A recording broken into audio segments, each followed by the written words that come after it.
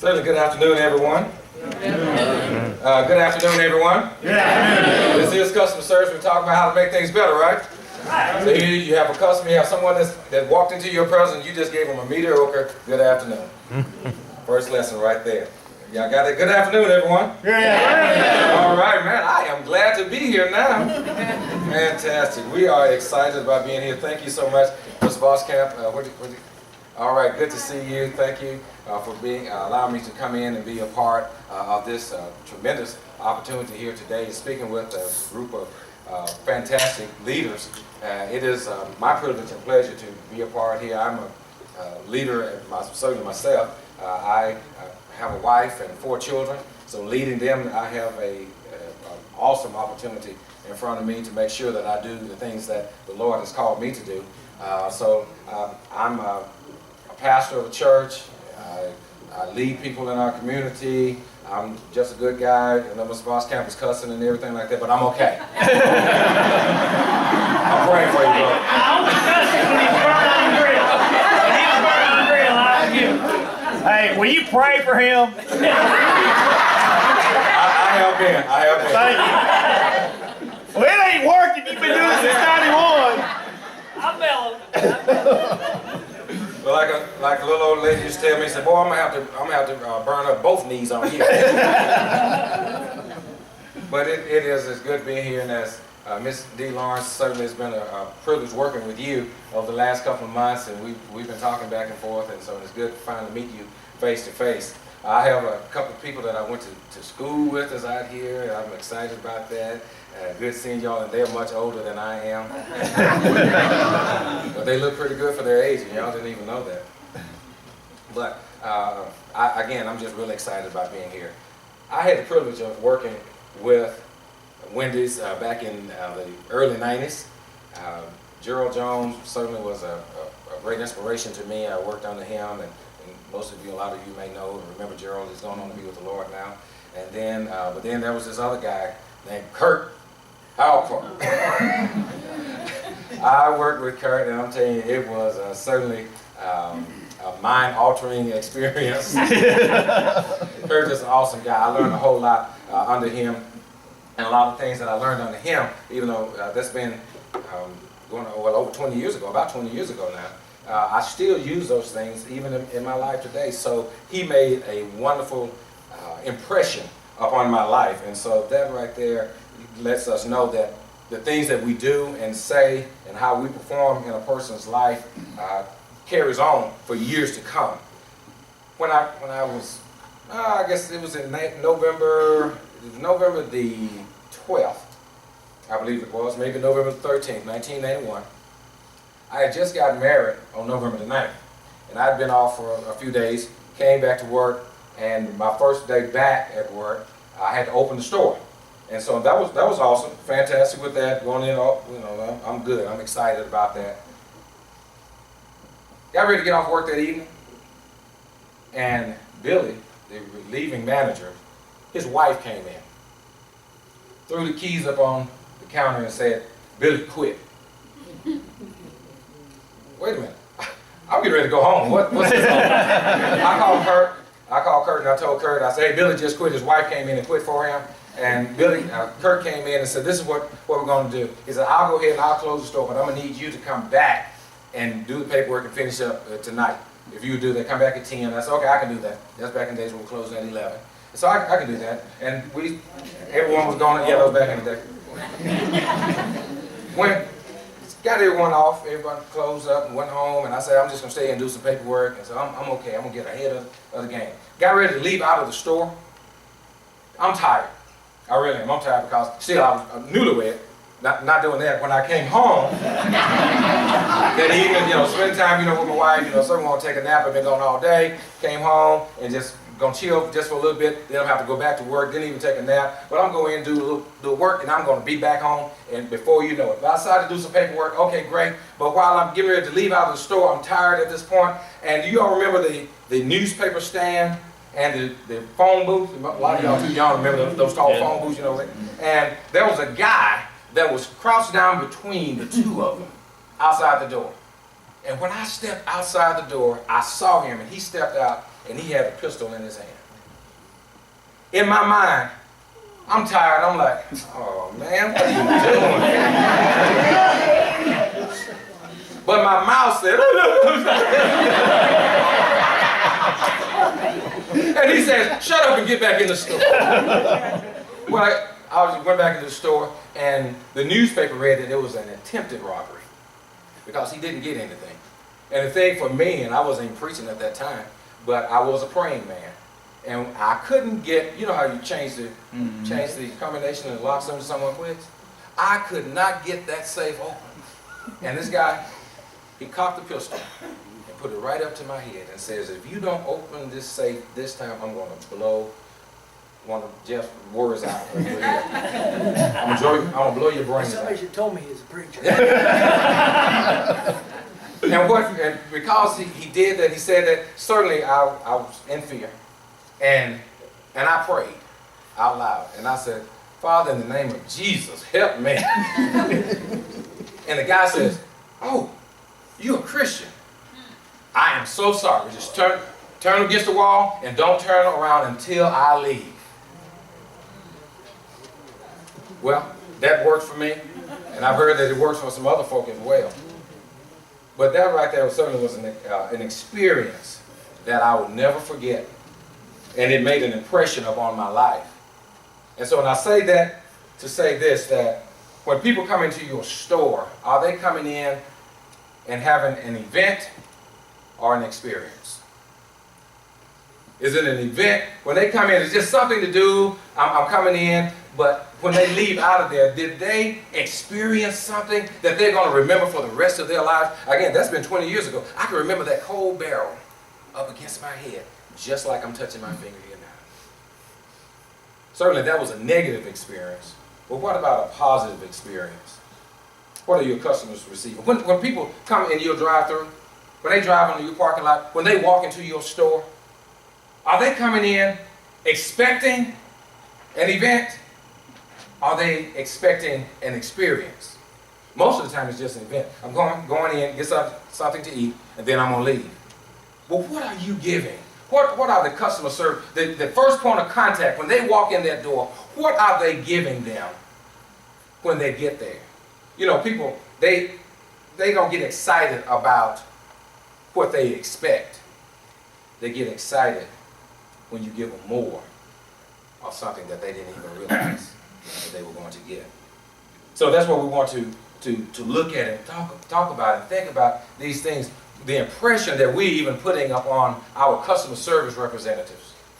That when people come in, that they leave with an experience and not just encounter an event. Powerful experiences. They stay with us forever. They dictate how we live, what we wear, what we eat, what we drink, who we marry. They stay with us because they are true experiences. So what has to happen? We have to create a culture of superior customer service. We have to create a culture, I heard the word here today, of superior customer service. And what does that equal? Growth. It equals growth. Because people don't really get excited about eating. People really get excited about the dining experience. Now, again, when people come to your store, are they coming there out of convenience? Well, there's Wendy's, let me go in here. Or is it, wait, there's Wendy's, let me go in there because I know I'm going to get something great as an experience when they come in. You must create such a strong belief system within your customers that they will want to go out and tell other people about it. That's very basic. That's very basic. We know that. The experience should be so great that they want to go out and tell other people about it. Scott Deming, he talks about cult branding. Don't get scared when you hear the word cult. But he talks about cult branding, and he talks about evangelists. There was an old couple, they went to a restaurant, and they had a great experience there. Oh, it was awesome, it was fantastic. They were out walking a few days later, and they bumped into another couple. They said, hey, We went out to this restaurant the other day. It was awesome. Oh my goodness, the food was good in there. He said, but man, the experience was fantastic. And the other couple says, really? They said, what was the name of the restaurant? And he says, he turns, he looks at his wife, and then he looks back at them, and he said, it's a flower, it has thorns on it, and smells good. And they said, Rose, yeah, Rose. What was the name of that restaurant we went to?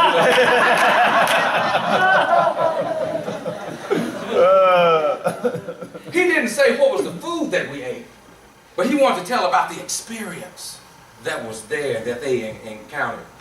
And so what happens is that cult branding is where people will follow your brand more than they follow your food. Now, I know we hear the term of product, product loyalty, but it's really not product loyalty. And I learned this. When I was working at Wendy's, and that was one thing that I really did not like about Wendy's, is that you're always changing the menu. You're always adding something else. I had to learn how to fix another sandwich. That was it. And I heard today, we're still adding more stuff. Then the portobello mushroom sandwich coming back out again. So that's good. I remember that one from the last time.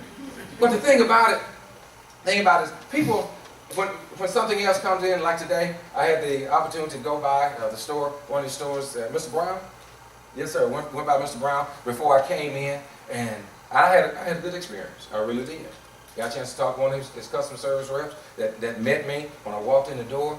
She was kind of upset about something. I could tell that. Probably someone else may not have been able to recognize that. But I recognized it. But she was still very cordial. She looked me in my eye, and I remember her. If I see her in the store somewhere, if I see her on the street, I'm going to remember I know her from somewhere. And that's what you want to experience. When you have cult branding, people follow your brand. It's not the food. That's true. It's not to say that these people are ignorant or they are uneducated, but they truly appreciate the experience that they had when they came to Wendy's. But then, also I'll tell you that Scott talks about evangelists. Well, cult, evangelists, okay, what's going on here? Well, the thing about it is with an evangelist, you're getting someone that is so excited about your product that they want to go out and tell everybody about the great experience at Wendy's. You don't want to eat at anywhere else because Wendy's is the greatest place that you will ever experience. And that's what you want to do. You want to get people that's excited about it. They want to go and they want to tell about what it was that they experienced. Who are the evangelists? Who are the people? Is it the people that you're working with? Is it the people that's at your front counter? Is it the person that's at the window? But the greatest evangelists are those that come as a result of experiencing what took place at your store. When they go out and they tell everybody about what took place at your Wendy's store.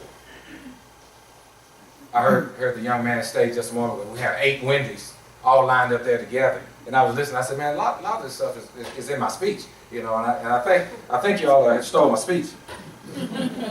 But it's always going to be that somebody that's going to stand out above the rest.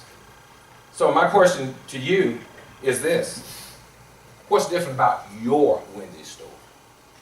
What's different about your Wendy's store? Okay, we're all Wendy's. We have the brand. We're following the brand. But what's different about what will make someone bypass your Wendy's store and go to another Wendy's store and they just pass Wendy's? Why did they pass your store? Do you need a little red-haired girl out there, with the signs, everybody got this thing going on now? Do you need to put a fan out there and blow the aroma across the street to pull them in? What's different about you? That's the question. What's different about you? The next thing I want to ask, I'll talk to you about is self-actualization. Self-actualization. What is self-actualization? Self-actualization says, each day, I want to be better than I was yesterday. We don't always think about it. We don't always say that. But really you do, because no one really gets up and says, I think I want to be just average like I was yesterday. I don't want to get any better. No one says that. It may not be in the front of your mind, but it's in the back of your mind. I want to get better. I want my day to be better because I tell you what, we get up in the morning, get ready to open the store, and then we're launching out for the day. But we're excited because, man, I hope this day goes fast. So what is it you're looking for? You're looking for a great experience to occur so that this day will go forward, so it won't be a boring day. You know, I don't really want a lot of activity, but I want it to be so exciting that it'll go by and I really will have something to talk about. And if this day is good, you know what? It makes tomorrow a little better. Because you want to at least experience what you had yesterday and add just a little bit more to it. I really appreciated that. I really appreciated that when you're talking about going from 75 to 85, reaching out just a little bit more, a cut above. I always love that. I always love that statement. My sister used to work at a beauty salon years ago, and it was called a cut above. When you talk about a cut above, not being just like everybody else, not just being close, because people want a better experience in everything that they do, everything that they encounter, everything that they're a part of. They want a better experience. So in you, what is it that you're saying that I want to be better in today? What is it that you're saying that I want my employees to be better today? What are you saying that I want my store to be better today? What's one more thing? What's one more thing? You know one thing that you could do? Encourage. And I'm sure most of you do.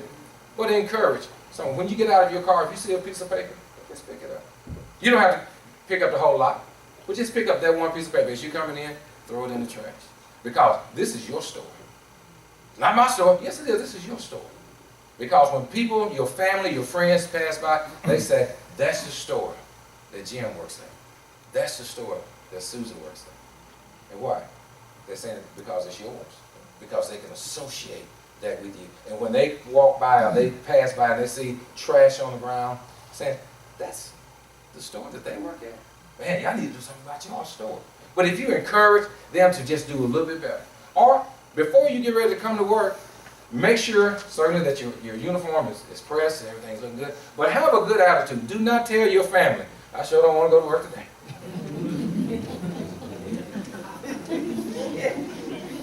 Oh, okay, wait a minute, let me back up. Say yourself. Because these are the things that really make a difference. Now, as y'all probably recognize, I'm kind of like the bubbly kind of guy. And when I go into a place, you know, I'm upbeat. But one thing about one part of customer service, when a person responds like this, that really chaps my hide. And that is whether it's on the telephone or whether I walk into a restaurant and the person answers the phone, or either they say, may I take your order, please? And I say, hi, how are you today? Can I help you? Now my wife says, you just need to understand. Everybody's not as bubbly as you are. Well, everybody's not as bubbly, so am I to just kind of say, okay, I guess go ahead and let me get to number one and everything. So I guess that make my attitude bad. No, I shouldn't have to do that. But because we're in customer service, because you're the one that's going to attract my bottom line to make it become even greater and higher. And the more that we achieve, the more you achieve. And I think a lot of times that a lot of our employees don't really realize that when the store does better, they get better. And I think we, a lot of times as managers, have not done a good job on relaying that really to them, because what they are looking at every day is how much they make an hour. They're looking at what their paycheck is at the end of each week. Well, if you said, like on the long term, this is what we're looking at doing. This is what we want to do for you. We want to make things great. So the greater you make the store, the better and the greater you will become. So what are you giving your customers that nobody else is giving them that's in your industry? That's the question. So what are you giving your customers that nobody else in the industry is giving them? Now I do see this, and I hope I don't get burned for this, and that is, there was a store that came on the scene less than 10 years ago, really, maybe about 10, 12 years ago, and it has set the standard for most of our stores. for most of our restaurant businesses. Do y'all know who that is? Starbucks. Starbucks. Starbucks, they have the urban environment. They have the Wi-Fi. They just come in, just chill out. And then everyone else kind of started doing those things. Now Chick-fil-A, they said, hey guys, we're going to do this thing with such great quality that nobody can touch us. And so we're following into the industry of that. Now, you saw what Starbucks did. You heard what Chick-fil-A has done. Let us start saying about Wendy's. Let us be like, Jeff made a mention of that. We want to be the cut above. We want to be the ones that make people say Wendy's, Wendy's, Wendy's, not Starbucks, not Chick-fil-A. How can we be creative to that point to say, what's the next brand? What is, not the next brand, how are we going to create a culture that's going to make the difference, to make everybody else talk about us? The last thing, how many excellent stores do we have in here? How many excellent stores do we have? Okay. We got 1.5. We got this one. Be careful, I'm about to set you up. I mean outstanding stores. Outstanding stores. Well, let me tell you something. An excellent store has become the new mediocre store. The excellent store. Because everyone wants what's, excellent. But then you have the outstanding store. And I want to tell you something, that being outstanding will cause you to starve to death. It has the capabilities. So this guy, he's kind of weird. What are you talking about? I see it on your face. Excellent is mediocre. Outstanding, you can starve to death. But let me tell you what you want to be. It's the preeminent store. I'll give you an example. An excellent, you ever heard of a long list? You have a long list of people that's on the list. You can put, it says, this is what we're going to do. These are the people that we want. And then what do they do? That's an excellent group of folk, or companies, or whatever it may be. Then they say, let's take out of them 3 or 4 that's outstanding. They take out the 3 or 4 that's outstanding. Then they look at them and they say, now let's narrow it down to 1 that's going to be the preeminent one. That's what happened. You talk about the 8 stores, but there's 1 that's preeminent, that's going to stand out above all the rest. It's going to stand out above all the rest. Are you that preeminent one? Are you the one that when it's narrowed down, that they will pass by every other Taco Bell, Chick-fil-A, Starbucks, Taco Bell, or what's the Popeyes, the ones that my daughter loves, Taco Bell, my wife loves Popeyes, but I love Wendy's. I really do. It's not a joke. You don't eat their often. What I want to say that about your store, think about that. Tell your crew, we don't just want to be excellent. We don't want to be outstanding. We really want to be that #1 store. We want to be that #1 brand that everyone else talks about and where there's no comparison. We don't want it just to be an event when people walk in our stores. We want it to be an experience. An experience that is so great that when they leave from here, they become evangelists for us and talk about how great Wendy's is, regardless of what anyone says, because our belief is that Wendy's is the greatest. And as our customer service representatives, those people that stand at the front counter, those that's at the window, those that's on the grill, when the people look back and they see them, there is that experience. Tell your fry person, when they're doing fries, look over and just wave at the people as they're doing their job. When they flipping that burger, tell them to look up. See the customer? Let's give them a thumbs up. I'm doing this for you. Just think about how good that makes a person feel, knowing that the people that's working for me at this point really acknowledge that I'm here. Let's go from an event to an experience. Thank you so much.